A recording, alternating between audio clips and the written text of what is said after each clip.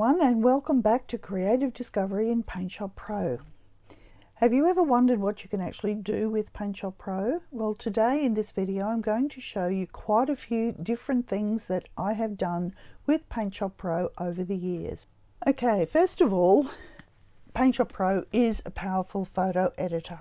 So let's have a look at a couple of things that I've done with photos over the years. I haven't delved into the photo area of this as much as photographers would, but these are just a few things that you can do as an amateur photographer. This photo was taken many years ago, and this is actually my hand. My son took this photo, and these are the whales down at Hervey Bay. Now, what I've done with this photo is get rid of this mark and my hand, and I've actually placed this whale tail in this area here.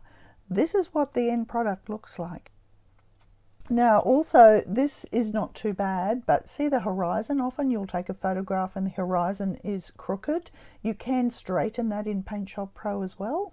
Okay, this photograph was taken of my eldest son, who is the musician. Now on the wall in the background you can see the dark shadow of the piano lid as it's raised. So what I've done with this one is lightened it up, taken away that shadow, and then I've just decorated it up a little bit. Okay, these two photographs are of my youngest son, who is the dancer. He lives in Singapore, and both of these photographs were taken by him in Singapore. And here he is with his very beautiful fiancée, who is also a dancer. And what I have done with these is actually overlaid this one on top of this image, placed it up here, and then I've put a frame around it. Again, that's very simple to do. Okay, here is another photograph of Jason and Minnie, and I've put quite an elaborate frame around this one, and I have printed it up. Okay, here's another one of the three of them. Now here's a very old photograph of myself. You can see the colours are starting to go off as the years go by. There's some terrible marks on the photograph over here down the bottom. So after I've cleaned it all up and changed the lighting and put a bit of a frame around it, this is what I have. That is a much improved photograph. So old photographs can be easily resurrected in PaintShop Pro. Print them up on photo paper and they are as good as new again. Okay, you know those nasty old red eyes that can happen in photographs? This image was taken out of the lesson that I teach to do this, and this is the finished product. Quite easy to take the red eyes off photographs. Okay, this image is taken from one of my previous lessons. You can just see here the different coloured palm trees, so we can colour things differently. So colour change is another very easy thing to do. Text is another thing you can play around with in PaintShop Pro. Here's just an example of text. I've distorted the different letters. I've put different patterns and textures in each one. You can also make your text curve. These are all things that I've created. You can also place your own watermark on things wherever you wish. I have watermark on all of these. This image here is a frame I actually made using a font. So fonts can be used for a lot more than just text. Now this image here was a free image that I found on the internet. It's a beautiful image, but I've used it actually to make a pattern that I wanted to make a plaid out of. And you can see the colors are there. So out of this image I created this texture. Here's a couple of other textures I have created just from images, and this one. The plaid was very easy, very quick, not very many steps. This one took a little bit more time and effort, and this one not so much, somewhere in between. Now you've probably already seen this image. It is on the top of the banner of the YouTube page. It's also on the Facebook group if you're there. All of these elements are scrapbooking elements that have been made in PaintShop Pro from scratch. Then you can use them to put together digital scrapbooking. It's not as textured to feel and touch, of course, as real scrapbooking, the original scrapbooking, but you can print them up and they look quite beautiful in frames. Here is an example of one I've done couple of other samples of things that I have actually made from scratch. This one is in the course. We've drawn the flowers from scratch, we've drawn the leaves, we've added in the grass, and then we've put a frame on it. You can also see I've used the image around the edge here as part of the frame. And here is another one that was drawn in PaintShop Pro from scratch. Now this strange thing is a competition that we had in a group, and I did this up and put it out, and the competition was guess what all the parts of the animals were. So I had all these different animals and I've joined them all together and I've come up with this funny image, and it was quite a good competition. Another thing we did with the group that I was in was we would send people birthday gifts. Now, some people liked just their name on whatever we made for them. Some people didn't really mind. So this is one I made for somebody that just had their name on. And this is another one I sent to Annie for her birthday.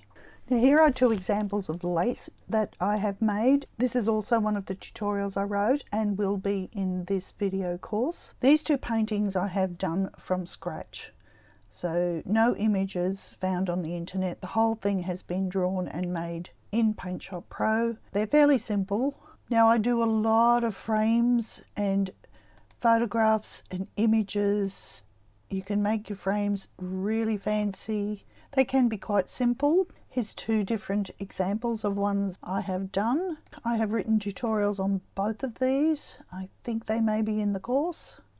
This is a desktop calendar that I actually made from a photograph. This is the Botanical Gardens in Singapore. You can make desktop calendars if you like to have a desktop calendar.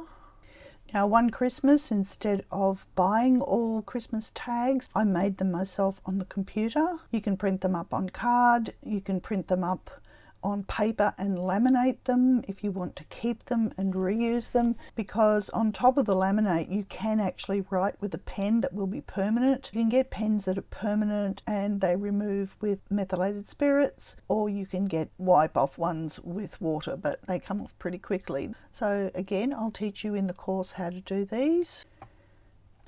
This one is a little message that I would welcome someone to a group I was in. These ones are really quite lovely to print up and even frame and hang around your house. There are some lovely messages that you can write on these types of things. Okay, last of all, I'd like to show you the pages of a book I made for my mum for Mother's Day. This was all done in PaintShop Pro. Most of the images are images I borrowed online, but everything has been done in PaintShop Pro. So I have all the pages open and I will just close them down quite quickly to give you a rough idea of what I did with it. All of the verses I found online. You can see the images in the background. I actually folded the books in the center and stapled them down the middle. So I had to work out where they were going to be. So it was 8th of May 2005 we did this.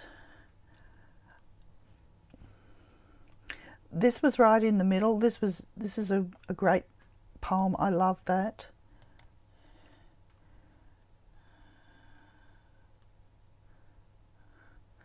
Need a hug, call Grandma. She has 4 grandchildren.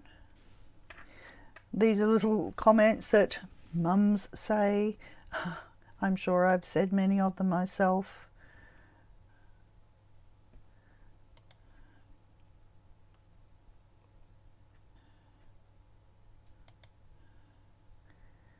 Okay, there's Mum in the middle, and we're around the outside. Myself, my husband, 2 children, my mum's husband at the time, not my dad, he died earlier, my brother, his wife and his 2 children. And they've all grown up now. This was nearly 20 years ago. There's my brother.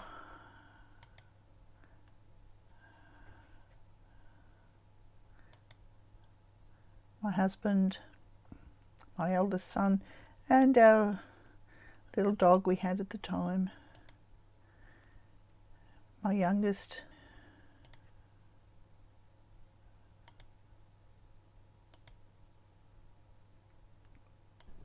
Okay, well, I hope you enjoyed looking at all those different things you can do with PaintShop Pro. It is a very versatile program. There is so much more you can do with it.